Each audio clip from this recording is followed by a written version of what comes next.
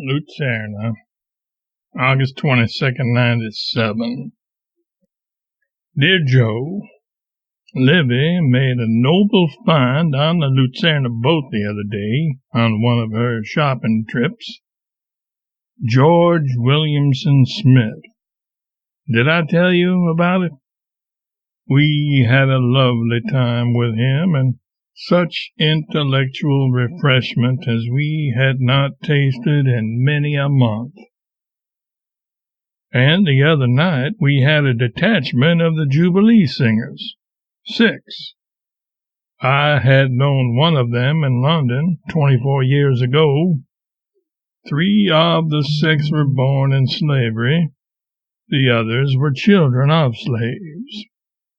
How charming they were in spirit, manner, language, pronunciation, enunciation, grammar, phrasing, matter, carriage, clothes, in every detail that goes to make the real lady and gentleman and welcome guest.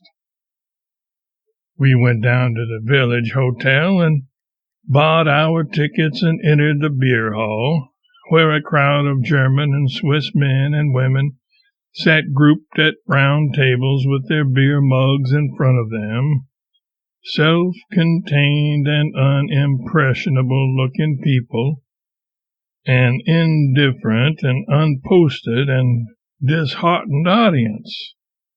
And up at the far end of the room sat the Jubilees in a row. The singers got up and stood.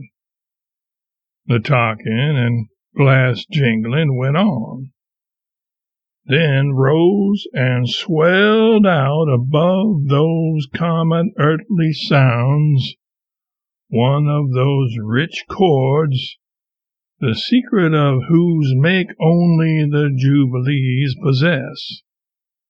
And a spell fell upon that house. It was fine to see the faces light up with the pleased wonder and surprise of it. No one was indifferent any more, and when the singers finished, the camp was theirs. It was a triumph.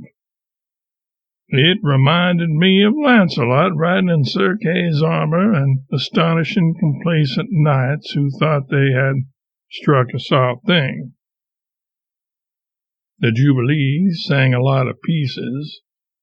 Arduous and painstaking cultivation has not diminished or artificialized their music, but, on the contrary, to my surprise, has mightily reinforced its eloquence and beauty. Away back in the beginning, to my mind, their music made all other vocal music cheap.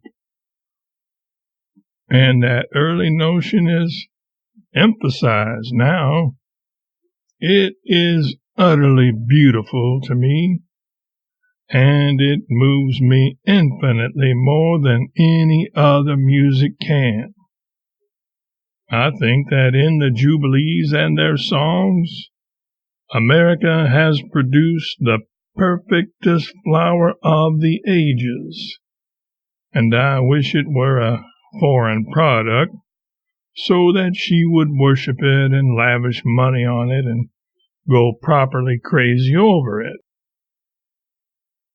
Now, these countries are different. They would do all that if it were native. It is true they praise God, but that is merely a formality and nothing in it. They open out their whole hearts to no foreigner. The musical critics of the German press praise the Jubilees with great enthusiasm, acquired technique, etc., included. One of the Jubilee men is a son of General Joe Johnson, and was educated by him after the war. The party came up to the house, and we had a pleasant time. This is paradise here, but of course we have got to leave it by and by.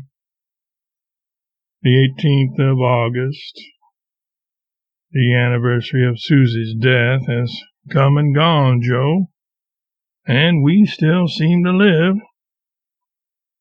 With love from us all, Mark.